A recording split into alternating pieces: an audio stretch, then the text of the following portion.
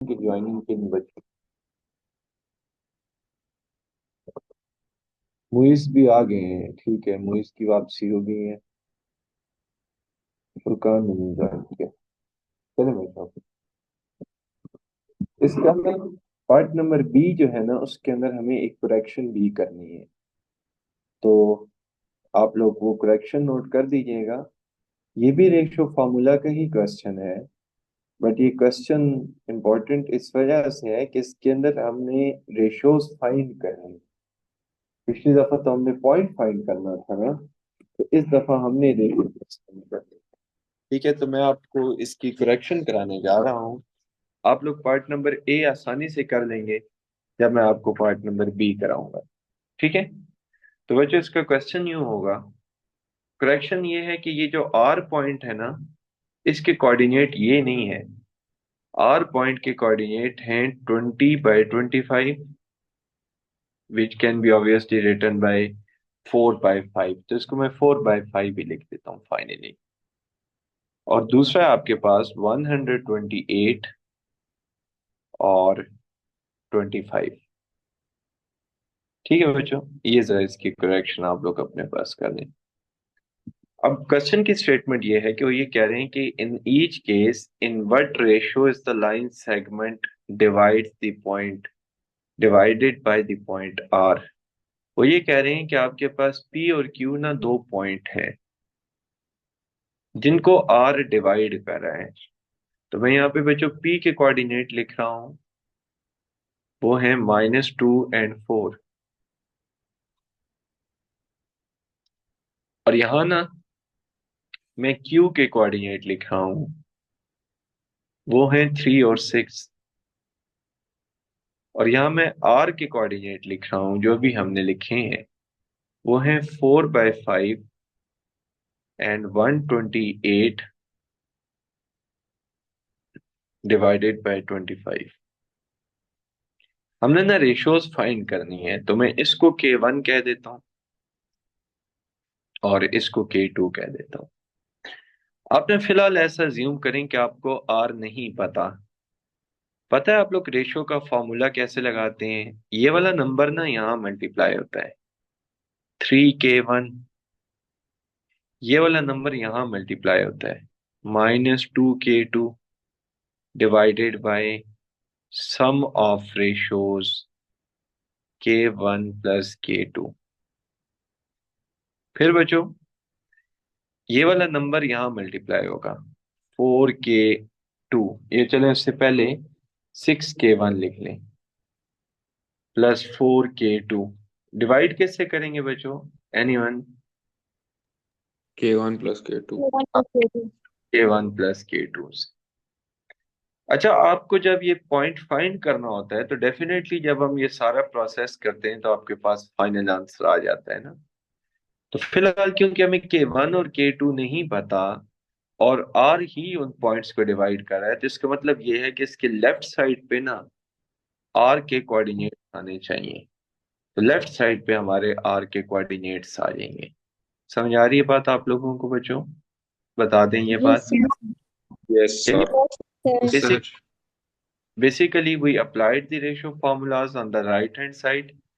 क्योंकि इस दफा ये पॉइंट पता है ना हमें, तो डेफिनेटली हमारा ये आंसर आएगा लेफ्ट साइड पे। जी, anyone who can ask the question. कौन पूछ रहा था अभी? एक बच्चा आप में से, ये यस ही बोला है आप लोगों ने? अच्छा सर Yes, एग्री बोला। किया था। अच्छा, अब बोला। देखिए, अब देखिएगा, आपका जो एब्सिसा है ना, वो एब्सिसा से कंपेयर हो जाएगा। एब्सिसा कहते हैं पहली वैल्यू को। सो ये मैंने कंपेयर कर दिया।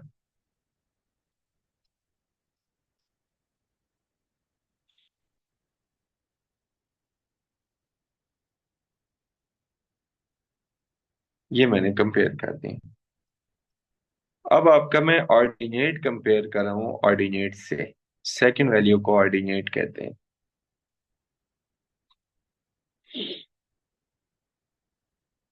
जी बच्चों, यहाँ तक बात आपको क्लियर है?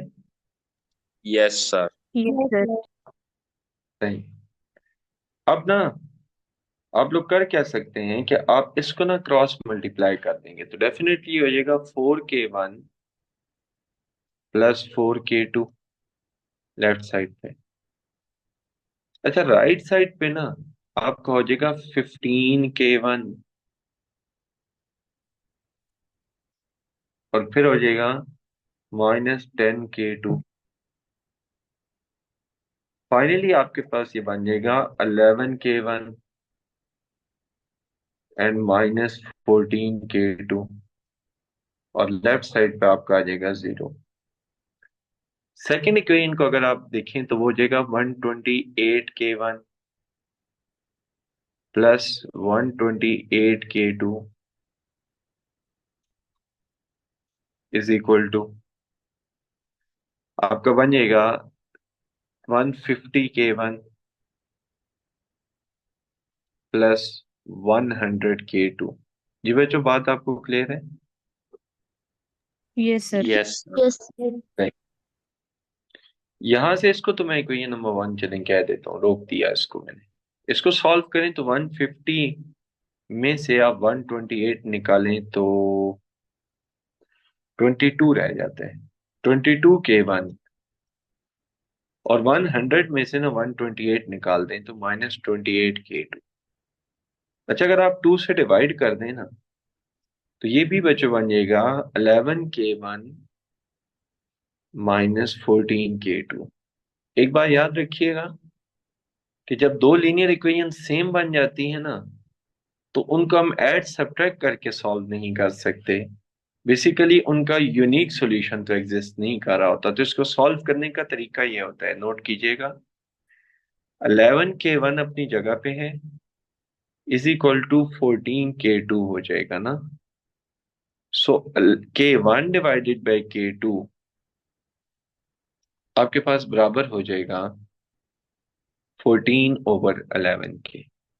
सेम स्cenario यहां हो जाएगा 11k1 डिवाइडेड, सॉरी हाँ, 11k1 is equal to 14k2 और बच्चों यहाँ हो जाएगा आपका k1 divided by k2 is equal to 14/11। ये बच्चों बात आपको क्लियर है? अगर आप दोनों इक्वेशन को करें ना तो आपका k 14 के बराबर आ रहा है और k2 आपका 11 के बराबर आ रहा है। This is your final answer. Is everything okay बच्चों? एक बार याद Yes. रखिएगा, यस तो सर। आपने रेशियोज फाइंड करनी होती है ना तब आपका यूनिक आंसर नहीं आ सकता। The reason is very simple कि जब रेशो फाइंड करनी है ना तो मे बी आपका आंसर 1:2 भी आ सकता है। फर्ज करें एक आपका आंसर 1:2 आ गया, दूसरा आंसर आपका 2:4 भी आ सकता है। क्यों? 1:2 और 2:4 का मतलब तो एक ही है, कल ये बात हो चुकी है। इसके बाद 4:8 भी आ सकता है। तो मेरा यहाँ आंसर 14:11 आया। लेट्स से किसी और स्टूडेंट का 28 और 11 आ जाए, सॉरी 22 आ जाए, तो वो भी एक्सेप्टेबल हो सकता है। बिकॉज 14:11 का मतलब और 14:11 28:22 का मतलब और 14:11 का मतलब सेम बनता है। इज एवरीथिंग ओके बच्चों? Yes sir. Yes sir. सही होगी बात। तो ये है तरीकाकार रेशो वाले फॉर्मूला को सॉल्व करने का। ओके, अब मैं आपको एक अनसीन क्वेश्चन बताना चाहूंगा। देखिएगा, रेशो फॉर्मूला का ही अनसीन क्वेश्चन। बाज दफा ना चीज हमारे सामने वो सीन ही होती है, थोड़ा सा उसको सोचने का तरीकाकार हमें चेंज करना होता है। Let me give you example ना। फर्ज करें बच्चों, एक हमारे पास कोऑर्डिनेट है ये वाला ए। ए पॉइंट है जिसके कोऑर्डिनेट्स हैं x1 y1 और यहाँ एक बी पॉइंट है जिसके कोऑर्डिनेट हैं x2 और y2। अब यहाँ एक पॉइंट है सी ना, जो कि हमने फाइंड करना है। बेसिकली सी के बारे में उन्हें हमें इंफॉर्मेशन ये दी है कि सी जो है ना वो इसको 2:1 में डिवाइड कर रहा है। ये 3:1 चले कर दें। 3:1 किस रेशो में बच्चों डिवाइड कर रहा है? Anyone? 3 three ratio ratio 1. One. अब वो आपको सी फाइंड करने का कह रहे हैं। बज़ाहिर हमें ऐसा लगता है कि पता नहीं ये क्वेश्चन कितना कोई कॉम्प्लिकेटेड है, बट हमने ट्रीट इसको उसी तरह से करना है। ये नो डाउट एक जर्नल क्वेश्चन है, बट ट्रीट हमने इसको ऐसे ही करना है जब हम नंबर्स को डील करते हैं। देखेंगे इसका आंसर कैसा आएगा। 3x2 ये उधर मल्टीप्लाई होगा क्रॉस में, और 1x1 divided by x1 plus x2। जी बच्चों बात क्लियर हो रही है? सॉरी, x1 प्लस x2 क्यों आएगा बाय द वे? 3 + 1 4 आ जाएगा। Similarly 3y2 plus y1 divided by 4। जी बच्चों, everything okay? Yes, Yes, sir. sir. तो ये Yes, इसका sir. ठीक है। इस तरह का क्वेश्चन जो बज़ाहिर अनसीन लग रहा है, बट वेरी इजी क्वेश्चन है, जस्ट इसके अंदर वैल्यूज जनरल आ गई है। अब मैं एक आपको बात बताऊंगा, उसके बाद एक क्वेश्चन कराने जा रहा हूँ। सेंट्रॉइड, क्योंकि वर्ड सेंट्रॉइड आया है ना, तो सेंट्रॉइड का आपको मतलब बता देता हूँ। वैसे हमारा फिलहाल इसकी डेफिनेशन के साथ इतना कोई कंसर्न नहीं है, अनलेस कि हम 7.4 तक नहीं पहुंच जाते। बहरहाल फिर भी आप लोग फोकस रहिएगा। सेंट्रॉइड क्या होता है भला? Centroid is where median of the triangle meets. कौन मीट करते हैं बच्चों? Median of the Median. triangle. Of triangle meets. अच्छा, anyone who can tell what are the medians? So मेरे ख्याल में हमने कभी इसका जिक्र नहीं किया, तो मैं ही बता देता हूँ। Where the median of the triangle meets, this is centroid basically. अब मीडियन क्या होता है, I need to tell you. तो उसके लिए एक डायग्राम रेक्टेंगल में बनाऊंगा, सो ट्राइंगल बनाऊंगा। इसका रेक्टेंगल, इसका राइट एंगल होना, आइसोसेलेस होना, इक्विलेटरल होना जरूरी नहीं है। जी बच्चों, मीडियन ये होता है, ये वाला वर्टेक्स एक वर्टेक्स ये है, और एक वर्टेक्स ये है। मीडियन ये होता है कि आपकी एक लाइन वर्टेक्स से निकले और अपोजिट साइड के मिड पॉइंट पे जाके मिल जाए। मिड पॉइंट देखें, ये अपोजिट साइड को ना कहीं पे भी मीट कर सकती थी, कहीं पे भी, but when it's meet at midpoint this is said to be median. क्या कहलाती है ये? मीडियन। इधर देखिएगा, वर्टेक्स से निकाल रहा हूँ लाइन को, ओरिजिनेट कर रहा हूँ, it can meet triangle at anywhere, but whenever it meets at midpoint, this is said to be median. ये बात अब आपको क्लियर हो रही है? Yes, Yes, sir. sir. Yes, Yes, sir. sir. Vertex से ओरिजिनेट होगी, इट कैन मीट एनीवेयर इस साइड पे, but whenever it meets at the midpoint, this is said to be median. ये जो पॉइंट होगा ना, ये वाला, where the median of the triangle meets, this is said to be median, sorry, centroid. क्या कहलाता है ये वाला पॉइंट बच्चों? Centroid. Centroid. Right. This is said to be centroid. और ये जो तीन स्ट्रेट लाइंस जा रही थी, इनमें से मैं एक का नाम मेंशन कर देता हूं कि this is median. Is everything okay बच्चों? Yes, sir. Yes, sir. अच्छा, एक पता है आप यहाँ पे एक बड़ा इंपॉर्टेंट एमसीक्यूज भी मैं बता सकता हूँ। जरा ना आप लोग इस मीडियन पे फोकस करें। वैसे तो किसी भी किया जा सकता है ना, आप इस मीडियन पे फोकस करें जो यहाँ से ओरिजिनेट हो रहा है। ये ओरिजिनेट होते होते यहाँ तक जा रहे हैं। दोबारा, यहां से मैंने मीडियन शुरू किया था, ये ओरिजिनेट होते होते ना यहाँ तक जा रहे हैं। जरा मैं इसको यहाँ अलग कर दूं अगर डायग्राम से, तो इधर देखें, यहाँ से शुरू हो रहा था और ये यहाँ जा रहा था अपोजिट साइड। ऑलमोस्ट इसकी लेंथ इतनी है। अब इसके ना तीन पॉइंट्स हैं। पहला पॉइंट तो है जहां से हमने इसको इसको ओरिजिनेट किया था, ये वाला पॉइंट है इसका मीडियन, यहाँ कहीं होगा। और ये वाला पॉइंट है जहां ये जाके अपोजिट साइड को मिलेगा। वो पॉइंट ये है, कहते हैं कि जो मीडियन होता है ना, सॉरी जो सेंट्राइड होता है ना, वो मीडियन को 2:1 में इंटरसेक्ट करता है। ये देखें, 2:1। आपको नहीं नजर आ रहा कि ये जो टोटल लाइन हमने ड्रॉ की है, ये एक स्ट्रेट लाइन, इसकी 2 पोर्शन इधर होंगे और 1 पोर्शन इधर होगा। ये बच्चों बात आपको नजर आ रही? Yes, sir. तो 2:1, तो इसके हवाले से मैं एक पॉइंट लिख देता हूं कि centroid divides the median, centroid divides the median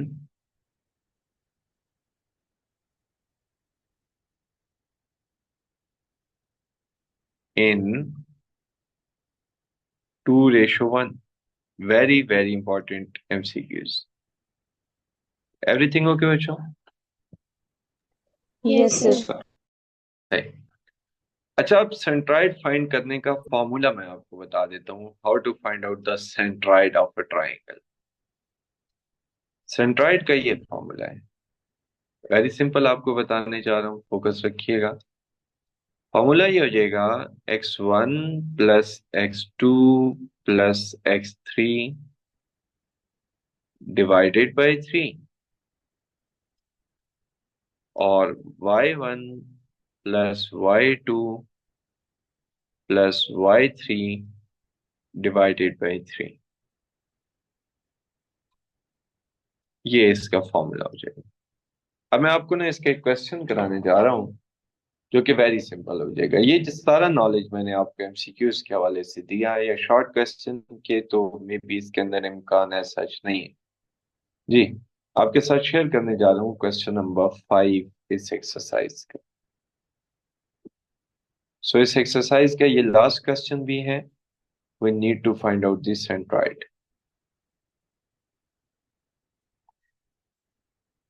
जी देखिएगा, question number 5, part number A. They demanded us to find out the centroid. So the coordinates are 4 minus 2, minus 2 and 4, and C would be कितना बच्चों? 5 and 5।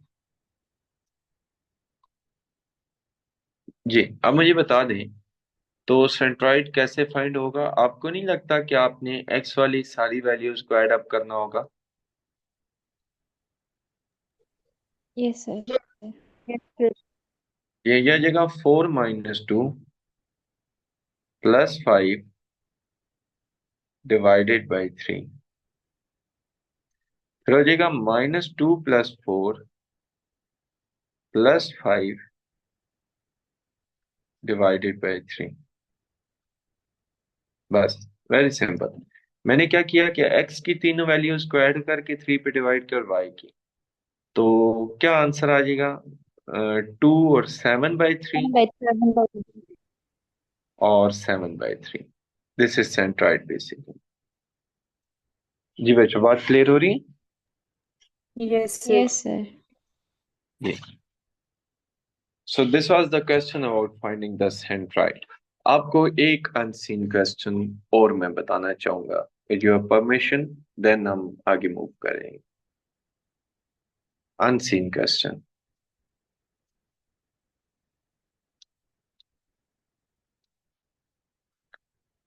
जी अच्छा, मैं inputs भी आपसे ही लेना चाहूंगा। मुझे इस क्वेश्चन की जरा वैल्यूज एक जगह से देखने में आज नजरों के सामने से गुजरा, तो मैंने कहा ये वाकई में इस चैप्टर का बड़ा अच्छा एक क्वेश्चन बन सकता है। मुझे 1 मिनट से मैं इसकी वैल्यूज देख, अगर आप लोग वैसे कनेक्ट करना चाहें ना टॉपिक को, तो आपकी ये फेडरल बोर्ड की बच्चों बुक का बनता है 4 चैप्टर। तो आपको चाहिए वैसे तो यही कि आप लोग एक फेडरल बोर्ड की भी बुक अपने पास रख लें, ताकि कोई एक्स्ट्रा क्वेश्चंस आपने देखने हो तो वहां से देख लें।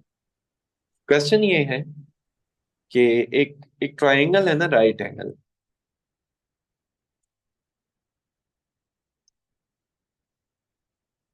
इस तरह से ना,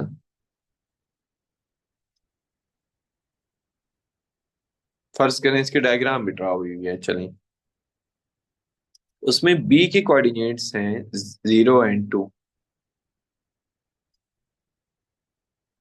और ए के कोऑर्डिनेट हैं √3 and -1, और सी के कोऑर्डिनेट हैं h and -2। वो ये कह रहे हैं कि आप h फाइंड करके दें। जी बच्चों, कोई बच्चा बताना चाहेगा कि कैसे फाइंड होगा h?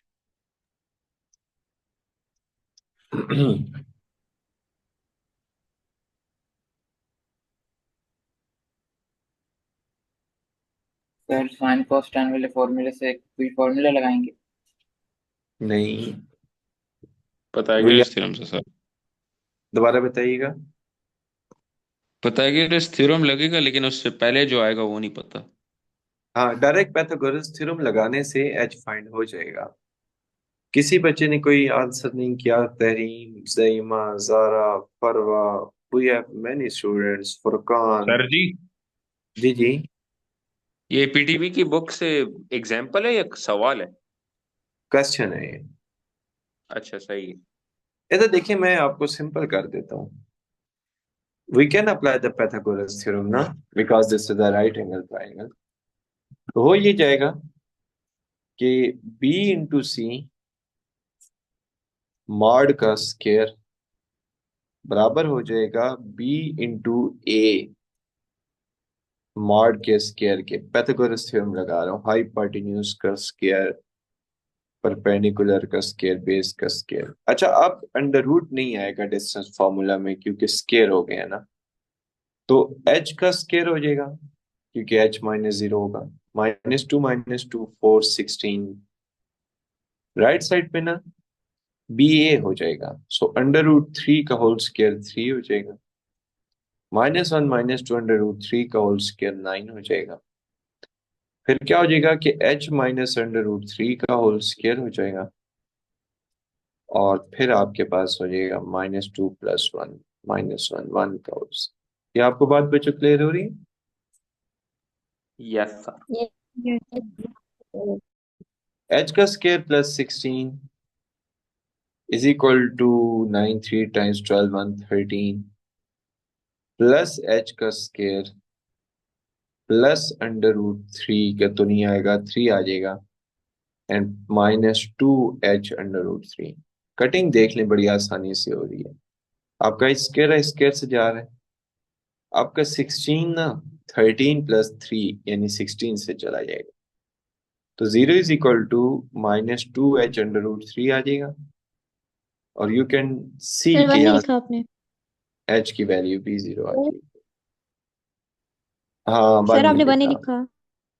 Okay okay. फिर आपकी वैल्यू 0 नहीं आएगी। फिर आपकी वैल्यू क्या हो जाएगी कि आपकी वैल्यू सर यहाँ आपने से 9 में 1 और 3 प्लस कर दिया था ना, तो फिर दोबारा 1 क्यों लिख रहे हैं? 9 3 12 और 1 13। हाँ, ये भी बात ठीक है, चले। फिर 0 हो जाएगी। अच्छा, एक दफा गलती करके फिर ठीक करके चलेंगे। 0 इज इक्वल टू 0। अब ठीक हो रही है बात? आप लोगों को क्लियर है बच्चों? Yes sir. यस जी सर। सर। सिंपल नहीं हो गया क्वेश्चन बहुत ज्यादा? Yes sir. बस बताना आप लोगों ने था, फर्क सिर्फ ये है। चलें, एक दिन आएगा आप लोग बताएंगे। Waiting for that day. आप लोगों की एक्सरसाइज 7.2 पे जा रहा हूं मैं, और टॉपिक एक स्टार्ट करते हैं।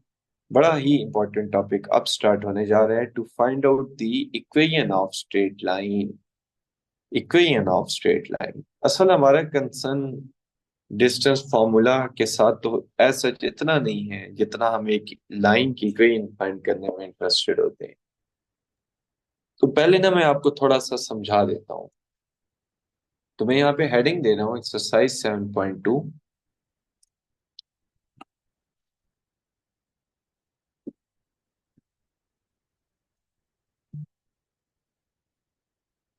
एक बात होगी। दूसरी बात ये होगी कि इसका टॉपिक होगा इक्वेशन ऑफ लाइन। किसी भी स्ट्रेट लाइन की इक्वेशन कैसे फाइंड करते हैं। तो मैं आपको फॉर्मूला बता रहा हूँ, then I will tell you कि इसकी रिक्वायरमेंट क्या होती है। फॉर्मूला नोट कीजिएगा। नोट का मतलब यहाँ फोकस करना होगा। y minus y one is equal to m x minus x one. This is the formula. यहाँ जो y1 और x1 है ना, बेसिकली ये उस पॉइंट्स के कोऑर्डिनेट हैं जो हम पुट किया करेंगे या जो लाइन के ऊपर लाई किया करेगा। We need at least one point जो कि लाइन के ऊपर लाई करेगा। और m जो है ना, वो बेसिकली स्लोप को रिप्रेजेंट कर रहा होगा। दो चीजें हमें चाहिए होंगी to find out the equation. तो इसको फिलहाल के लिए मैं पॉइंट लिख देता हूँ। दो चीजें आपको चाहिए होंगी, पॉइंट एंड स्लोप। जी बच्चों, कौन सी दो चीजें चाहिए होंगी? Point and slope. Point and point and slope. अगर हमें पॉइंट पता चल जाए और अगर हमें लाइन पता चल जाए तो डेफिनेटली हम आसानी से इक्वेशन फाइंड कर सकते हैं। इसके लिए मैं सबसे पहला जो क्वेश्चन आपके साथ शेयर करने जा रहा हूँ ना, थोड़ी सी किताब की तरतीब आगे पीछे होती है हमेशा, उसके मुताबिक मैं आपको क्वेश्चन नंबर 6 इसके पहले शेयर करूँ। तो 6 is a very very easy question. In fact ये शॉर्ट क्वेश्चन भी नहीं है, ये एक एमसीक्यू ही बनेगा। इसका पार्ट कोई भी, part B, part C, part D में से पार्ट डी देख लें। Question number 6 part number D. A है आपके पास 7n-8। एम है आपके पास 5। अच्छा, ये जो लिखा हुआ है ना 7n-8, इसमें ये वाली चीज x1 है और ये वाली चीज y1 है। अब you can note down the formula y minus y1। तो ये हो जाएगा y plus 8 is equal to m x minus 7। Everything okay बच्चों? सो ये हो जाएगा y plus 8 is equal to 5x minus 35.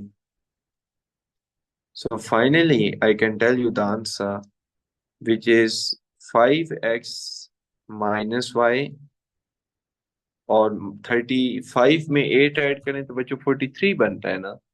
So -43 is equal to 0। जी बच्चों, बात क्लियर हो रही है आपको? Yes sir. Yes sir. सही। तो ये बहरहाल इसका पार्ट नंबर बी देख लें, ए देख लें या सी देख लें, दे आर सिमिलर। जस्ट आपको स्लोप और पॉइंट की वैल्यू पुट कर। अब आपको यही एक एमसीक्यूज चले बता देता हूँ। एमसीक्यूज क्या हो सकता है, I will ask to you, okay? So alert रहिएगा। एमसीक्यूज ये हो सकता है कि मैं आपको ना एक स्ट्रेट लाइन दे दूं, मैं कहूं कि let x plus y is equal to 2 is the line. Then which of the following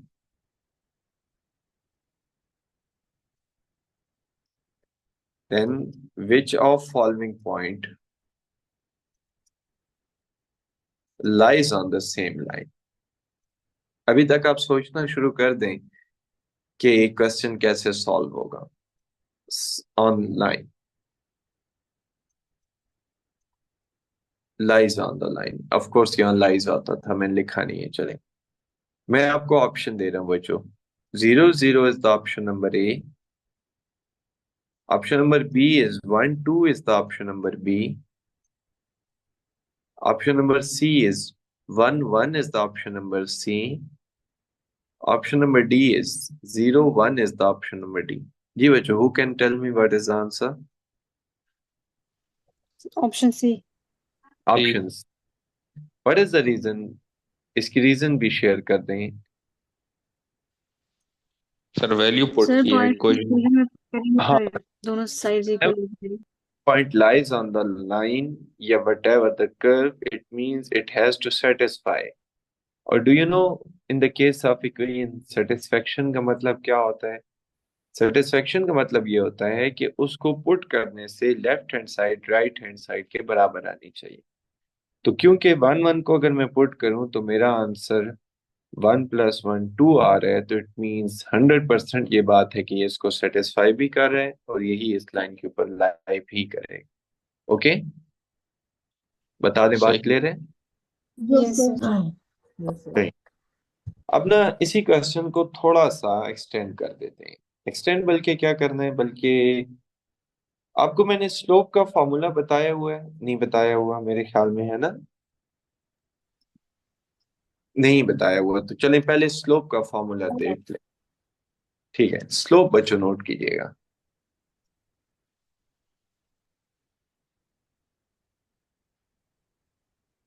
slope, slope ना बेसिकली हमारे पास होता है फॉर्मूला। फर्ज करें एक लाइन के कोऑर्डिनेट्स हैं, उसका पहला पॉइंट है, उसके कोऑर्डिनेट्स हैं x1 y1, और दूसरा पॉइंट है बच्चों उसके कोऑर्डिनेट्स हैं x2 y2। तो अब मैं स्लोप फाइंड करना चाह रहा हूं ना, तो स्लोप हो जाएगी आपके पास y2 - y1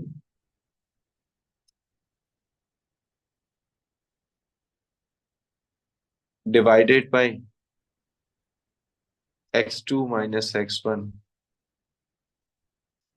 जी बच्चों, ये बात आपको क्लियर है?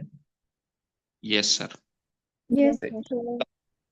अच्छा, वैसे स्लोप होती क्या है, you need to know. Slope होती ये है कि it is the ratio of rise over run, ratio of rise over run. अब इस ratio of rise over run को भी ना हमें थोड़ा सा अंडरस्टैंड करना होगा। इसके लिए हमें जाना होगा हमारे फेवरेट सॉफ्टवेयर की तरफ। कौन सा हो सकता है वो? डेसिमल्स। हाँ, decimals. Desmos. Good, exactly. So Desmos की तरफ हम चले जाते हैं। अच्छा, डेस्मोस में वैसे एक चीज मुझे देखनी होगी कि पॉइंट्स को ड्रॉ करने का तरीका मेरे ख्याल में मुझे पता है। एक मिनट, अभी पता चल जाएगा टेबल। हाँ चलें, एक मैं पॉइंट ले लेता हूँ 0 2 ना, या 0 2, नहीं बल्कि 2 0 2 एंड 0, नहीं 2 2 ले लेता हूँ, अब ठीक है। और दूसरा पॉइंट में ले लेता हूँ 0 0। ठीक, और इनको ना मैं एक स्ट्रेट लाइन के साथ मिला देता हूँ। ये मेरी है। फिलहाल आप इसको ना यहां से लेकर यहां तक की कंसीडर कर लें। मैं कल इसको देखूंगा कि इस लाइन को लिमिट कैसे करते हैं। फिलहाल मुझे लिमिट करने का तरीकाकार नहीं आ रहा। इसको मैं जूम इन भी कर देता हूँ। फिलहाल हम यहां से लेकर यहां तक की बात करें।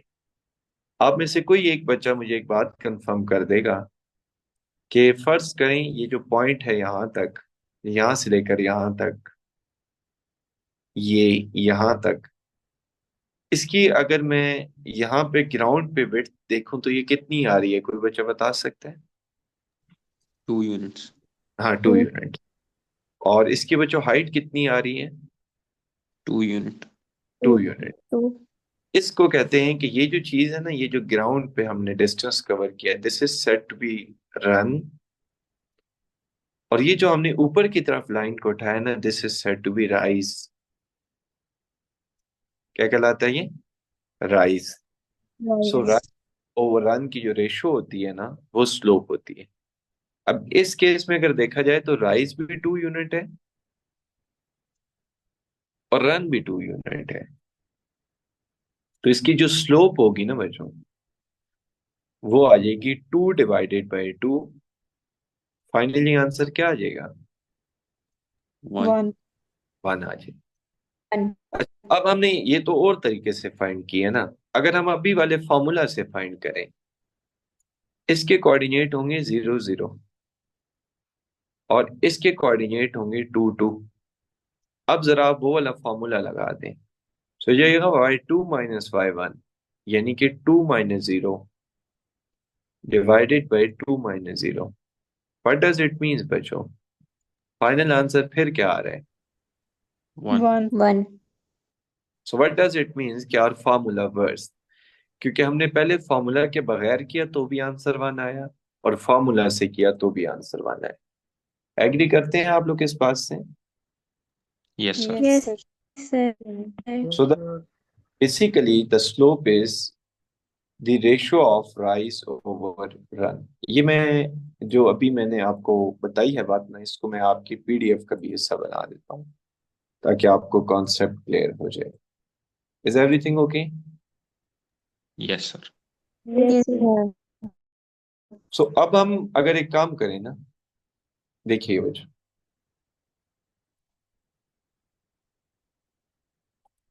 एक मिनट है जी। अब हम वापस डेस्मॉस पे आ गए ना, तो अब यहां मैं इस पॉइंट को ना चेंज कर देता हूँ, 2 1 की बजाय इसको यूं कर देता हूँ। अब मुझे एक बात बताइएगा कि आपकी जो लाइन है बच्चों, उसका अब राइज, सॉरी, रन तो बढ़ गए हैं ये वाला, लेकिन अब राइज कम हो गया है ना, ऐसा है बात? Yes, sir. तो अब Yes, इसकी sir. डेफिनेट आएगी, ये 1 यूनिट हो गया और ये 2 यूनिट हो गया, तो अब इसकी स्लोप हमारे पास आ जाएगी 1/2, यानी कि 0.5। तो इस तरह से ये स्लोप वर्क कर रही होती है। अब देखिए हमारे पास अगर राइज बढ़ जाएगा, क्योंकि आप देख रहे हैं राइज न्यूमिनेटर में है और रन डिनोमिनेटर में, तो राइज बढ़ने से हमारी स्लोप की वैल्यू ज्यादा आएगी। अच्छा, अगर ये line parallel to x axis हो जाए, ये लाइन यहां आ जाए, तो इसकी स्लोप 0 हो जाएगी, क्योंकि राइज तो होगा नहीं उसका। जब राइज नहीं होगा तो it means any number, sorry, 0 divided by any number, तो आपका आंसर 0 आ जाएगा। समझ आ रही है बात आपको? तो Yes, sir. उसका जितना मर्जी करते रहें, क्योंकि उसका राइज नहीं होगा तो उसकी स्लोप 0 आ जाएगी। और अगर यही line parallel to y axis हो जाए, तो क्योंकि राइज मैक्सिमम हो गया ना, तो infinity divided by any number is infinity, तो स्लोप इन्फिनिटी आ जाए। इस पे मजीद बात ना कल कंटिन्यू करेंगे, क्योंकि स्लोप का टॉपिक थोड़ा सा डिटेल वाला है। अभी टाइम बिल्कुल एंड होने वाला है, मीटिंग अचानक से खत्म हो सकती है। ठीक है बच्चों, take Okay, care. sir. okay, Okay, sir. sir. Okay, sir.